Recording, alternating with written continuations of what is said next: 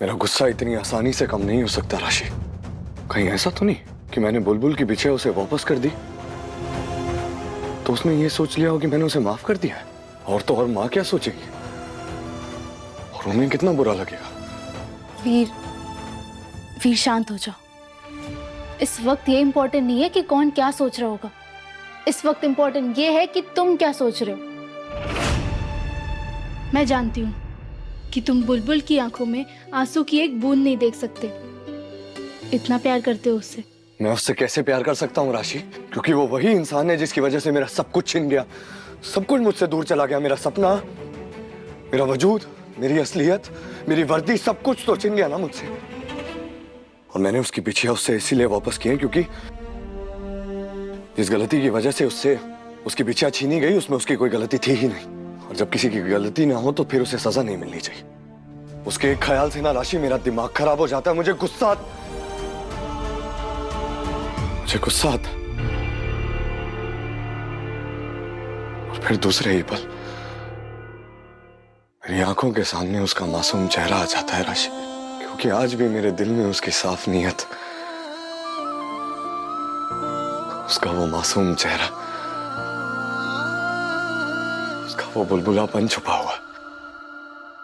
पर फिर मेरा दिमाग मुझे कहता है ये वही इंसान है जिसने बार बार तुझसे झूठ बोला वीर। अब चाहकर भी मैं उस पर भरोसा नहीं कर सकता राशि। वीर, तुम चाहे लाख कोशिश कर लो पर जंग में जीत सिर्फ एक की होती है। और जब ये जंग दिल और दिमाग के बीच छेड़ी जाती है ना तो जीत हमेशा दिल की होती है। फिर चाहे तुम कितनी भी स्ट्रैटेजी अपना लो, सब फेल है। चाहो तो लिखवा लो मुझसे, मैं तुम्हें बहुत अच्छे से जानती हूँ। मैंने उस वार्डन का पता लगाया। वो आजकल बाल सुधार गृह में नहीं बल्कि महिला सुधार गृह में काम करती है। और बहुत समय से तो वह यहाँ पे नहीं थी, लेकिन आज आ जाएगी। क्या?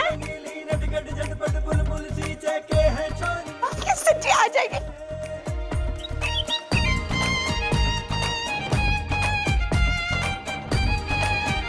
भाभी, बेस्ट फ्रेंड, बैठ जाओ। भाभी, बैठ जाओ। भाभी, कैफे? Sorry sir. सिद्धार्थ भाई, आपका बहुत बड़ा वाला थैंक यू। अब बस हमें उस वार्डन से वो सच्चाई निकलवानी कि उस रात बाल सुधार गृह में उसने हमारे खाने में बेहोशी की दवाई क्यों मिलाई और किसके कहने पर मिलाई।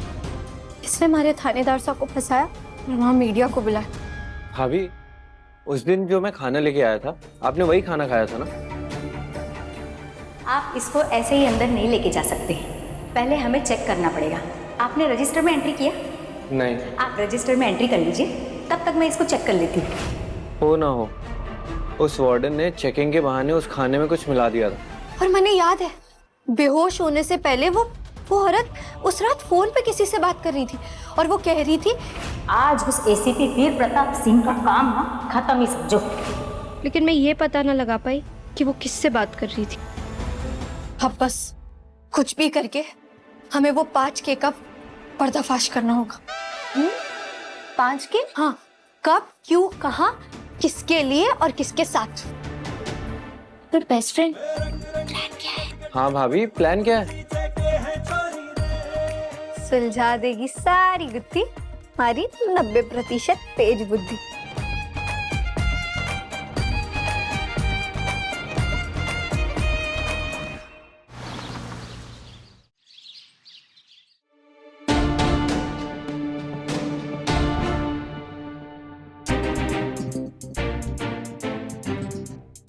खम्मा गणी, खम्मा गणी, बैठ जाओ। हैं? बैठो बैठो। छोरी, मारा एक काम करेगी के काम से काकी? बदले में मैं ताजे ताजे हरियाली पेड़े से थारा मुंह मीठा करा दूंगी। देख देख देख देख देख।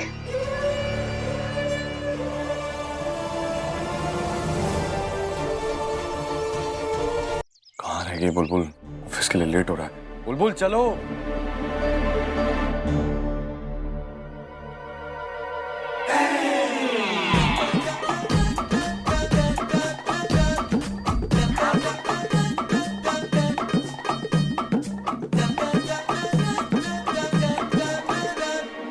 ऑफिस में फैंसी ड्रेस का कंपटीशन नहीं होने वाला है। सर साहब वो हमारे सर में ना बहुत ज्यादा दर्द हो रहा है, ऐसे धड़धड़ आ रहा है हमारा सिर, जैसे जैसे हमारे सर में ढेर सारे हाथी ना रिंगा रिंगा रोजिस कर रहे हैं। सर दर्द हो रहा है ना?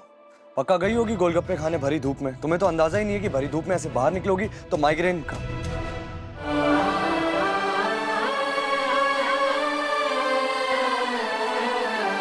खैर आज के लिए छुट्टी ले लो, लेकिन सिर्फ आज अलाउ कर रहा हूं, दोबारा ये कभी अलाउ नहीं करूंगा। और बेहतर होगा तुम्हारे लिए कि तुम मेरी बात सुनो और अपना थोड़ा ख्याल रखो। वैसे तुम्हारे लिए आधे दिन की छुट्टी काफी है, मधुमक्खी चीची की हमेशा के लिए छुट्टी करने के लिए। आधे दिन की छुट्टी?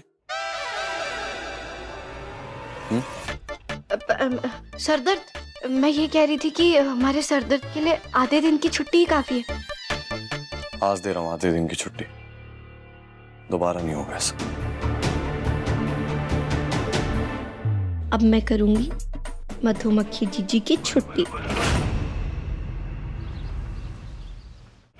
बचाओ।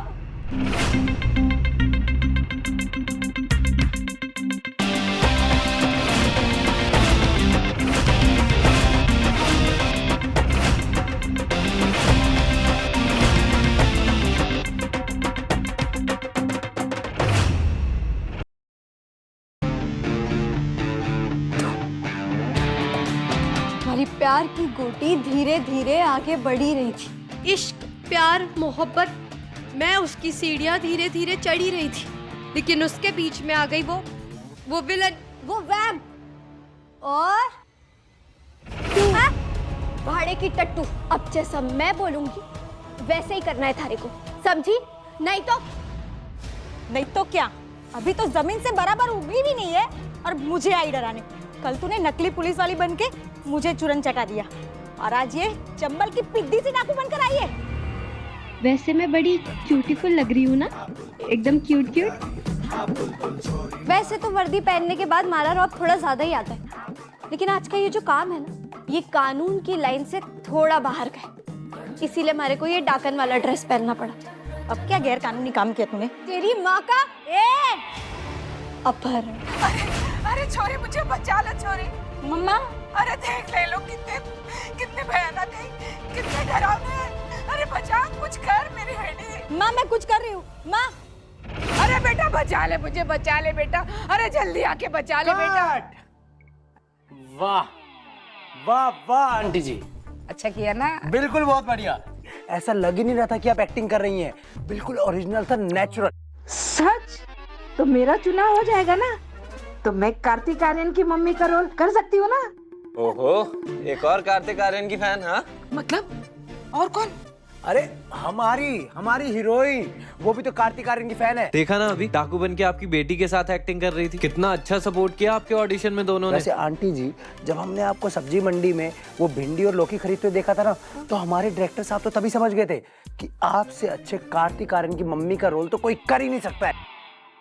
आपको क्या लगा कि मैं बस क्यूट हूँ? बहुत गलत लगा, क्योंकि मैं भयंकर क्यूट हूँ। और जब हमारा भयंकर वाला रूप सबके सामने आता है तो मैं अपने आप की भी नहीं सुनती।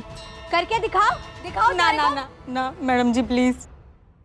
तो जैसा मैं बोल रही हूँ वैसा कर।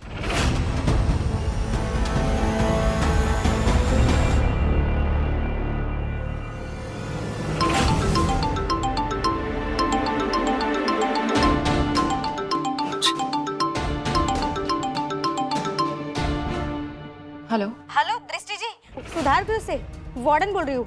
वो ना आपसे बहुत अर्जेंट काम था, क्या मिल सकती हूँ मैं आपसे? मिलना है? क्यों? तुम्हारे काम के तो सारे पैसे दे दिए थे ना मैंने।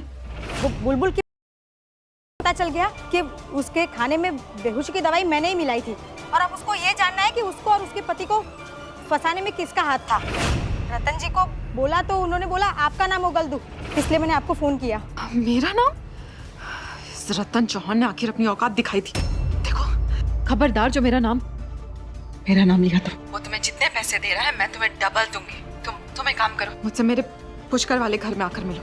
वहां आकर मैं तुम्हें बताती हूँ कि आगे क्या करना है।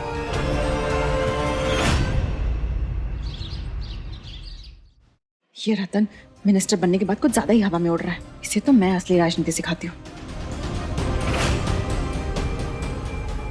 रतन का फोन क्यों नहीं लग रहा है? हेलो हेलो बेस्ट फ्रेंड, मधुमक्खी गुस्से में किसी को फोन कर रही है, शायद वो रतन ही है। ये तो होना ही था वानी जी। अब आपका काम शुरू होता है। जैसा जैसा मैंने आपको बताया आप बस वैसा वैसा करते जाना। Okay boss, done. चाहिए हमारी शेरनी जी और उस मधुमक्खी के छत्ते में सेंध लगा दीजिए। विजय भव।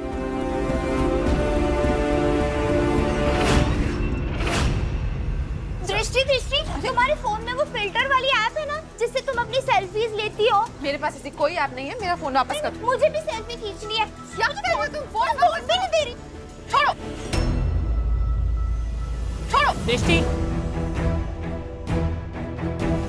ये क्या तरीका है अपनी ननन से बात करने का? इस तरीके से बात की जाती है वानी से?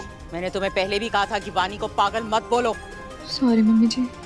दोबारा ये जुर्रत करने की कोशिश भी मत करना।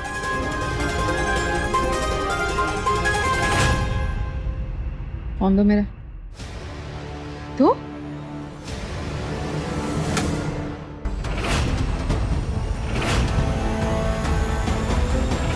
अब मिनिस्टर साहब की बारी। हेलो हुकुम सा, खमा गानी। क्या है? जब मुंह उठा के फोन कर दी मिनिस्टर को। हुकुम, पता नहीं वो बुलबुल को कैसे भनक लग गई कि उस रात को जो भी हुआ था बेहोश की दवाई वो सब मैंने मिलाई थी, और अब वो नाम जानना चाहती है कि ये सब किसके लिए मैंने किया है। दृष्टि मैडम ने कहा है कि मैं आपका नाम बता दूं, और दृष्टि मैडम मुझे पैसे भी देने वाली है, उसके लिए वो मुझे पुष्कर वाले घर में बुला रही है। तो हुकुम, इसलिए मैंने आपको कॉल किया था। वो चालाक बिलौटी घनी होशियार बने हैं।